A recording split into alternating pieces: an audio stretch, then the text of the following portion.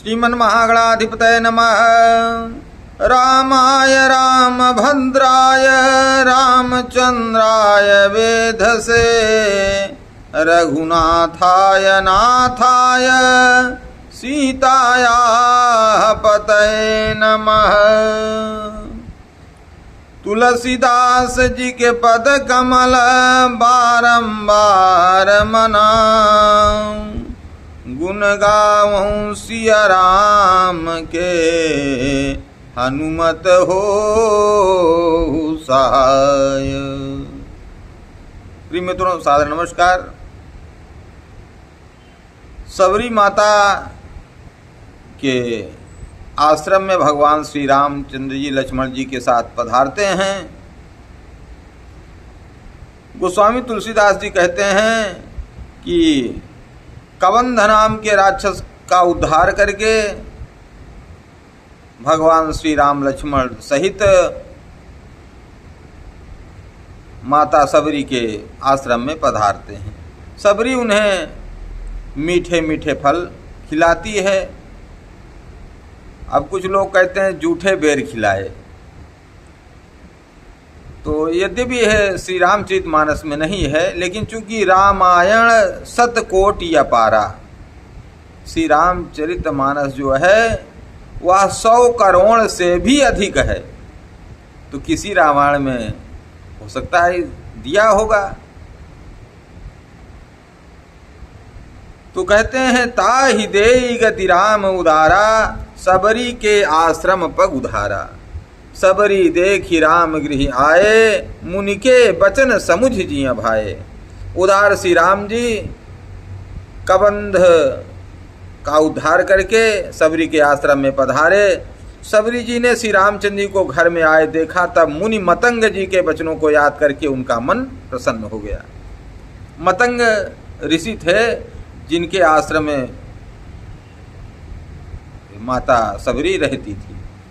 जब मतंग ऋषि जाने लगे, जब देह त्याग करने लगे, तो माता सबरी ने कहा कि गुरुदेव हमारा कैसे उद्धार होगा।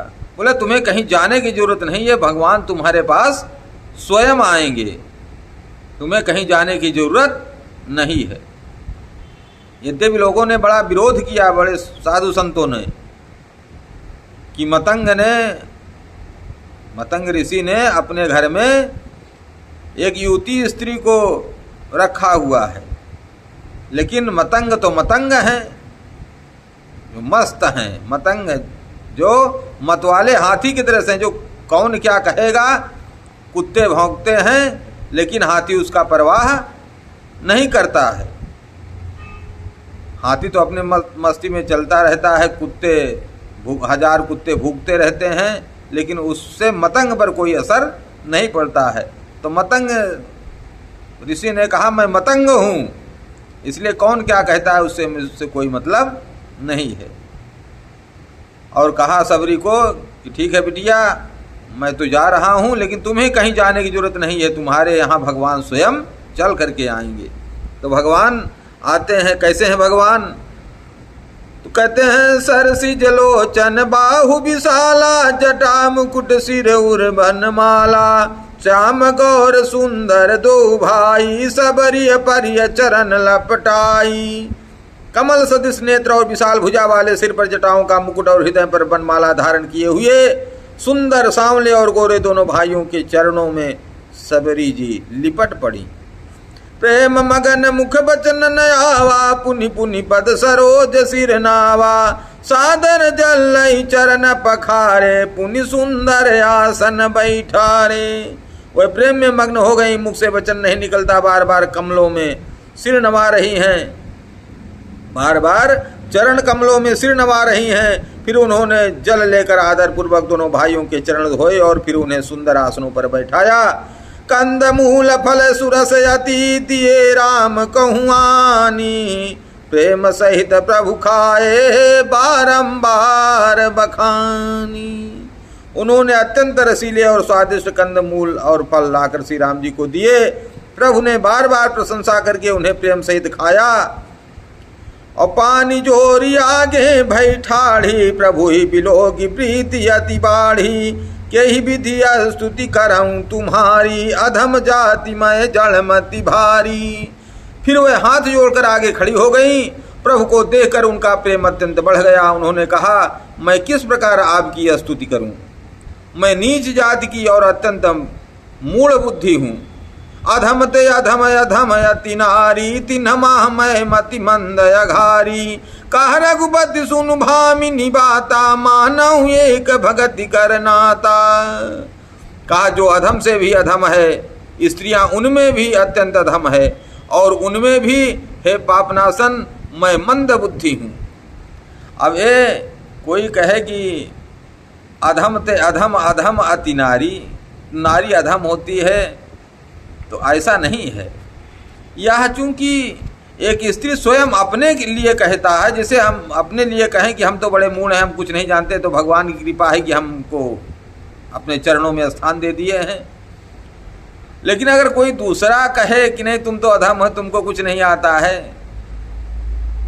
तो यह समझने वाली बात है कि कैसी बात है। तो ये तो सबरी जी की महानता है कि वो कहती हैं कि मैं नीच जाति में पैदा हुई और उसमें भी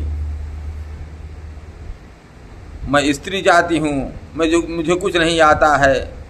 लेकिन भगवान कहते हैं कि हे भामिनी, क्या कहते हैं? भामिनी कहते हैं। श्री रघुनाथ जी ने कहा, हे भामिनी मेरी बात सुन, मैं तो केवल एक भक्ति का ही नाता, का ही संबंध मानता हूँ। कह जाति पाति कुल धर्म बड़ाई, धन बल परिजन गुण चतुराई, भक्तिहीन नर सोहई कैसा, बिनु जल बारिद देखिए जैसा। जाति पाति कुल धर्म बड़ाई, धन बल कुटुंब गुण और चतुरता, इन सब के होने पर भी भक्ति से रहित मनुष्य कैसा लगता है? जैसे जलहीन बादल दिखाई पड़ता है, जैसे जलहीन बादल शोभाहीन दिखाई पड़ता है। नवधा भगति कहूँ तो ही पाही, सावधान सुनु धरु मन माही, प्रथम भगति संतन कर संगा, दूसर रति मम कथाय प्रसंगा। गुरुपद पंकज सेवा, तीसरी भगति अमान, चौथी भगति मम गुण गण, करई कपट तजिगान, सियावर रामचंद्र की जय। भगवान कहते हैं, मैं तुझसे अब अपनी नवधा भक्ति कहता हूँ, तू सावधान होकर सुन और मन में धारण कर।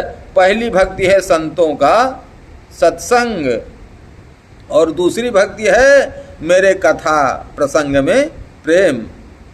तीसरी भक्ति है अभिमान रहित होकर गुरु के चरण कमलों की सेवा, और चौथी भक्ति यह है कि कपट छोड़कर मेरे गुण समूहों का गान करे। मंत्र जाप मम दृढ़ विश्वासा, पंचम भजन सुवेद प्रकाशा, छठ दम शील विरति बहु कर्मा, निरत निरंतर सज्जन धर्मा। मेरे राम मंत्र का जप और मुझ में दृढ़ विश्वास, यह पांचवी भक्ति है जो वेदों में प्रसिद्ध है।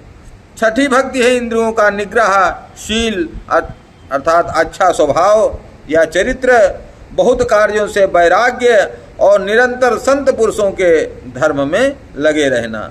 सातम सम मोही माया जग देखा, सातम सम मोही माया जग देखा, मोते संत अधिक करि लेखा, आठों यथा लाभ संतोषा, सपने नहीं देखई पर दोषा।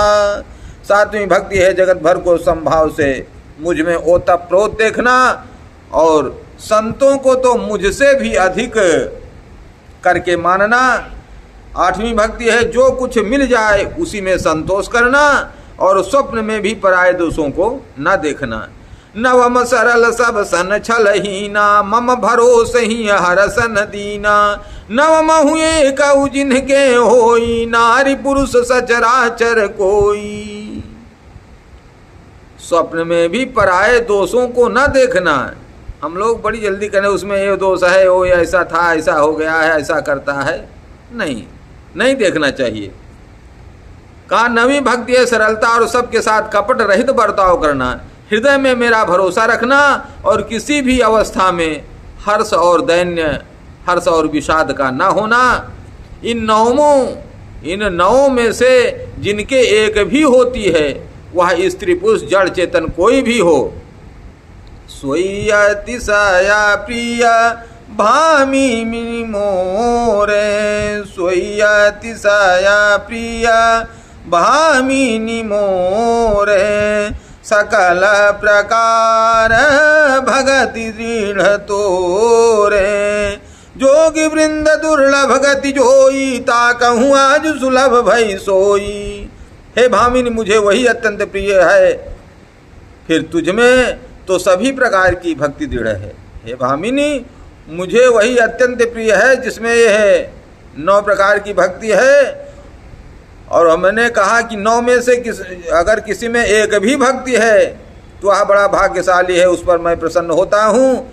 और फिर तुझ में तो सभी प्रकार की भक्ति दृढ़ है, 9 प्रकार की भक्ति दृढ़ है, अतएव जो गति योगियों को भी दुर्लभ है वही आज तेरे लिए सुलभ हो गई है। मम दर्शन फल परम अनूपा, जीव पाव निज सहज स्वरूपा, जनक सुता कई सुधि भामिनी, जान ही कहु करि भरगामिनी। मेरे दर्शन का परम अनुपम फल यह है कि जीव अपने सहज स्वरूप को प्राप्त हो जाता है। हे भामिनी अब यदि तू गजगामिनी जानकी की कुछ खबर जानती हो तो बता। तो कह पंपा सरही जाहु रघुराई, ताहाँ होई सुग्रीव मिताई, सो सब कही देव रघुबीरा, जानतहु पूछहु मति धीरा।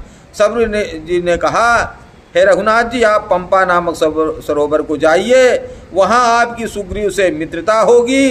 हे देव हे रघुवीर वह सब हाल बतावेगा।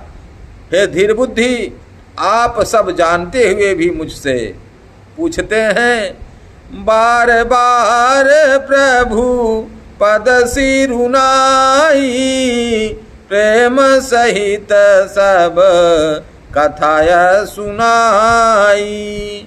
बार बार प्रभु के चरणों में सिर नवाकर प्रेम सहित उसने सब प्रकार की सब कथा कही।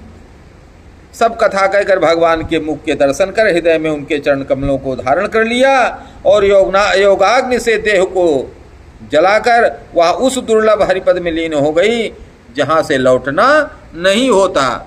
तुलसीदास जी कहते हैं अनेकों प्रकार के कर्म अधर्म और बहुत से मत ये सब शोकप्रद हैं। हे मनुष्यों इनका त्याग कर दो और विश्वास करके श्री राम जी के चरणों में प्रेम करो। जातिहीन अघ जन्म मही, मुक्ति की असी नारी, महामंद मन सुख चाहसी, ऐसे प्रभु ही विसारी, सियावर रामचंद्र की जय। जो नीच जाति की और पापों की जन्मभूमि थी ऐसी स्त्री को भी जिन्होंने मुक्त कर दिया। अरे महादुर्बुद्धि मन तू ऐसे प्रभु को भूल कर सुख चाहता है। तो श्रीमन्नारायण नारायण नारायण, भजमन नारायण नारायण नारायण। तो भगवान के नाम का स्मरण करना चाहिए कि हरे कृष्ण कृष्ण कृष्ण हरे हरे, हरे राम राम राम हरे हरे। यह जप करना चाहिए, कथा सुननी चाहिए भगवान की। और हाँ, चैनल को सब्सक्राइब ना किए हो तो कर दें, कर दिया है तो बहुत बहुत साधुवाद, बहुत बहुत धन्यवाद। हर हर महादेव। अच्छा लगे तो लाइक करें और शेयर करें। जय जय श्री राम।